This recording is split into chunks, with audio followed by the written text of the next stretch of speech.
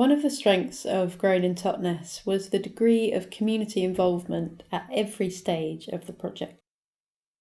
We had volunteers helping at different promotional and harvest events, as well as volunteers who came to help in the processing unit every week. They were involved in all of the processing activities, from polishing to flaking, milling and sieving, bagging of products, filling out documentation and cleaning up at the end of the day. Volunteers were often local and heard about the project via word of mouth, the Transition Town Totnes (TTT) newsletter and website, or via Grown in Totnes publicity and events. We also frequently had a longer-term intern working with us on the project, often coming from abroad. They committed to help for a set number of days per week for 2 to 9 months and were able to be involved more in the development of the project as well as other TTT projects. Most interns had approached us through TTT due to its international reputation. This reputation also brought in researchers, tours and other interested parties from all over the world. We generally asked them to come and get involved in the processing in order to get some hands-on experience and to encourage reciprocity in exchange for our time spent explaining the project.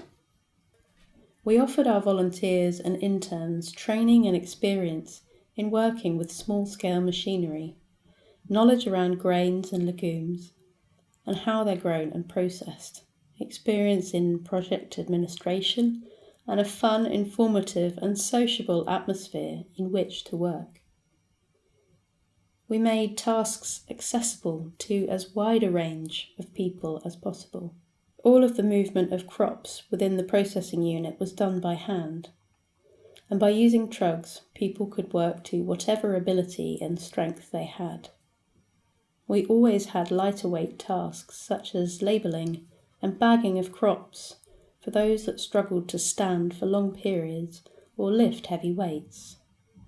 Our machines were small, easy to use and accessible, though most did require lifting weight up to shoulder level. Having volunteers and interns on board was as much help with the practical things that had to get done as it was an educational mission of the project.